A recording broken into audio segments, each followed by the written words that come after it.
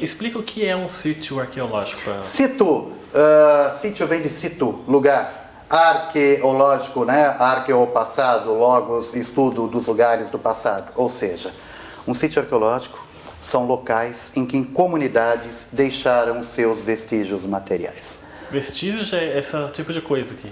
Isso aqui é um fragmento de cerâmica, uma lâmina de machado, uma ferramenta de pedra lascada, são utensílios utilizados por comunidades do passado.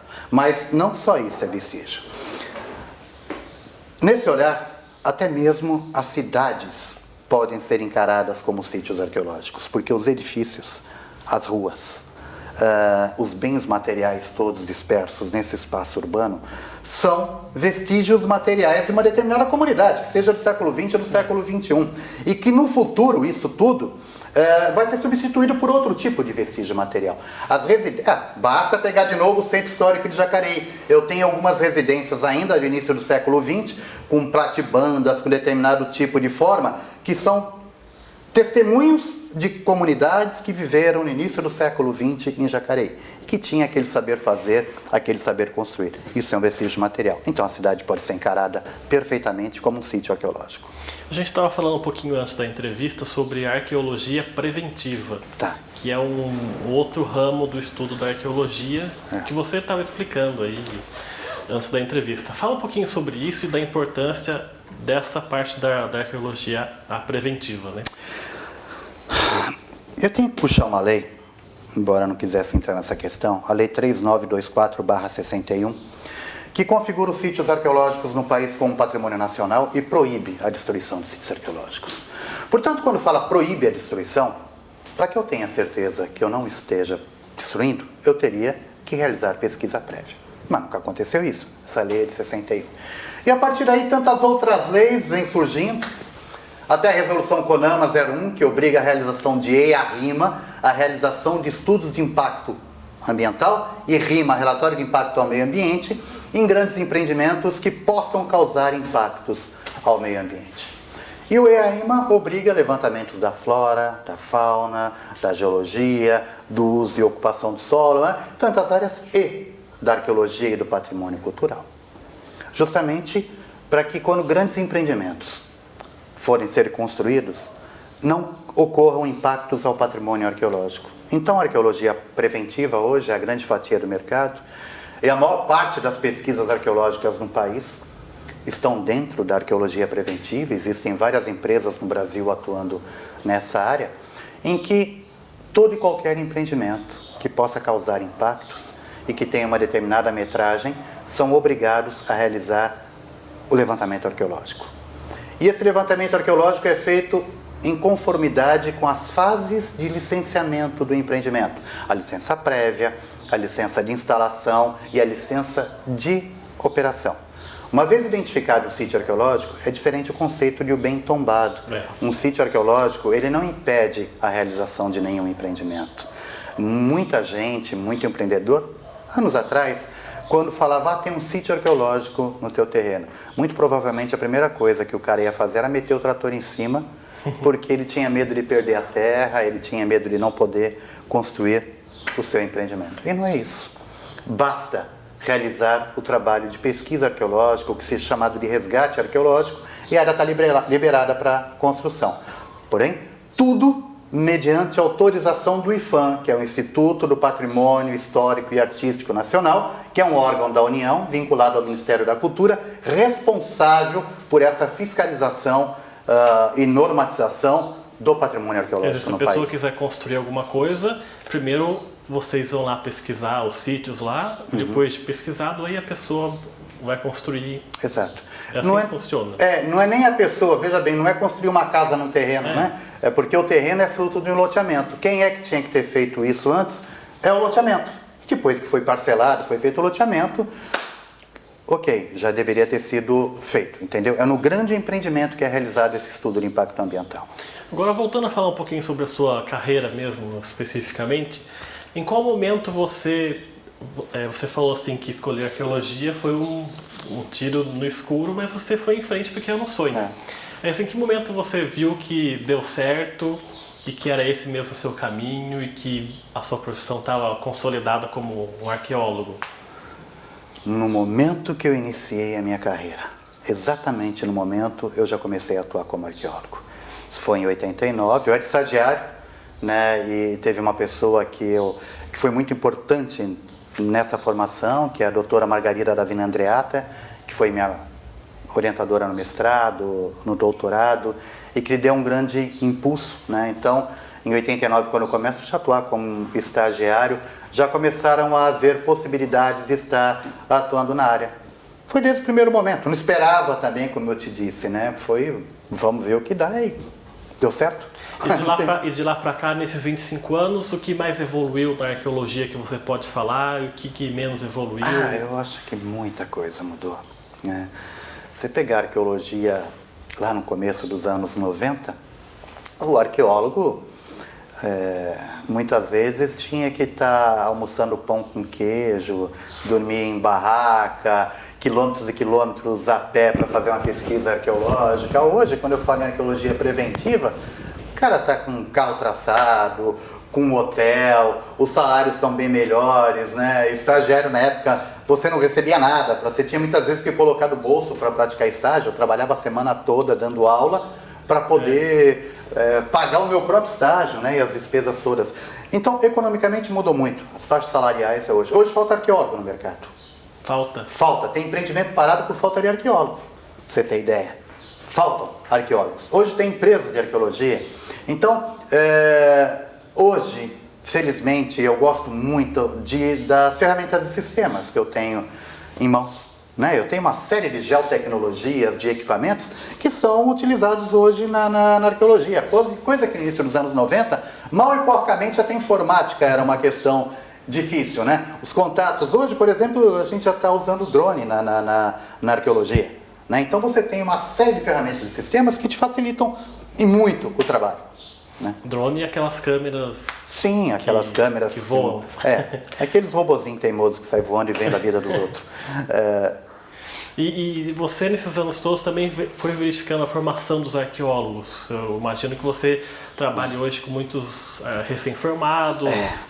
Como é que você vê hoje a formação do arqueólogo comparando com o que você teve lá atrás? Você vai me jogar na fogueira. Vai ter corte, né? Lógico. Olha, eu acho que hoje falta um pouco da abordagem interdisciplinar, né? Não que a pessoa tenha que ver todas as disciplinas no seu curso. Alguns anos atrás eu não tinha nem graduação em arqueologia. Hoje começaram a aparecer cursos de graduação, justamente pela necessidade do mercado. Eu acho que isso é comum em todas as áreas do conhecimento. Embora eu tenha colocado a paixão na frente da razão, talvez em quase todas as coisas que eu faço na minha vida, né? Eu sempre deixo a razão por trás e deixo o coração falar mais alto. Não é que eu queira que todo mundo faça isso. Mas hoje muita gente que está indo para a arqueologia está indo talvez pelo sonho ou acreditando que vai ganhar muito, que é um mercado em ascensão, né? E deixa um pouquinho a paixão do lado, né? E talvez até a razão. E os cursos são, às vezes, rápidos. Eu acho que tem que ter um pouquinho mais de preparo, diretamente, sobretudo, no campo, em laboratório. As pessoas, antes de irem para campo, pelo menos, eu não sei se eu estou pensando de forma errada, isso o tempo é que vai dizer, não que dirá, mas eu acho que um arqueólogo, para ele poder estar coordenando o campo, ele tem que passar pelo gabinete, ele tem que passar pelo laboratório, ele tem que aprender a fazer, inclusive, o trabalho que o auxiliar faz em campo para falar, olha, esse auxiliar de campo, o cara que está abrindo buraco, ele é tão importante quanto você, arqueólogo. Tá? Porque sem esse, e todos os profissionais como fundamentais para o desenvolvimento de uma equipe arqueológica, né? Para não cometer o erro que a gente cometia lá no começo, o patamar da arrogância de salto alto, achando que era o top, e não é. Na verdade, eu tenho que pensar em equipe. Isso é preciso ainda para esses jovens que estão entrando, não sei se eles têm essa formação, mas entender que é uma equipe de trabalho. Não é um mandando e o restante seguindo as ordens enquanto o cara está na sombra, né? No notebook, faz isso, faz aquilo. Ele tem que estar atuando junto como toda uma equipe. E o outro é a visão interdisciplinar, né? Ou multidisciplinar, que os profissionais são fundamentais na pesquisa arqueológica. Ninguém é mais que o outro. Agora, o que eu disse lá no começo, eu volto a dizer. Que precisa dizer, ou esses jovens, eles vão acabar, que estão entrando no mercado agora, a historinha que eu te contei da comunidade. Para não perder tempo como eu perdi, achando que a comunidade não tem o conhecimento, que eles têm o verdadeiro conhecimento. Então, essas coisas se ganham no dia a dia, né? Eu acho que é a escola da vida que vem dar esse ensinamento, não é a universidade. E hoje você tem essa empresa Origem Arqueologia, né? Você trabalha com algumas pessoas também. Atualmente, que tipo de trabalhos você faz voltados para a arqueologia? Quem são as pessoas que te contratam e para que tipo de serviços? Tá, nós temos a empresa da Origem Arqueologia, a gente atua já até quase 11 anos no mercado, em todo o território nacional. E a gente trabalha com arqueologia e patrimônio cultural como um todo. O patrimônio edificado, patrimônio material, patrimônio arqueológico, no âmbito da arqueologia preventiva, voltado para o licenciamento de grandes empreendimentos. Essa é uma abordagem. O outro, a educação patrimonial, que é a difusão do conhecimento. A gente atuou muito tempo com algumas publicações, algumas cartilhas, mas a gente já está mudando isso porque acabamos vendo também. Eu gosto muito de inovar. Eu tenho que estar mudando constantemente, entendeu? E a gente já viu que o programa de educação patrimonial tem que passar por um processo de reformulação, estamos fazendo agora. A gente trabalha não constantemente, mas aí mais pelo prazer com exposições museográficas, exposições museológicas vinculadas ao patrimônio cultural. Enfim, a única coisa que a gente sabe fazer é trabalhar com patrimônio cultural e com os cacos da arqueologia. Eu ia perguntar para... Quem contrata, perdão. São os empreendedores, eu não posso estar citando o nome de empreendedores aqui, mesmo porque alguns eu tenho que ter contratos de sigilo, né? Não posso estar divulgando, mas são os grandes empreendimentos, por exemplo, rodovia, ferrovia, hidrelétrica, linha de transmissão, parque eólico, loteamentos, mineração, atividades portuárias, todo esse tipo de atividade é que nos contrata. Eu ia perguntar para você o que era para você dar um conselho para aqueles jovens que querem fazer arqueologia, qual seria a sua dica? Você já falou paixão em primeiro lugar, né? Isso dá bastante. Para a gente encerrar a nossa conversa, então, eu te faço outra pergunta. Tá. Como é que você vê, como é que você analisa o passar dos anos no ser humano? Ele mais evoluiu, eu não estou falando aí de tecnologia não, mas eu estou falando de ser humano mesmo, de forma geral. De forma geral. Como é que você vê o passar dos anos nesse sentido?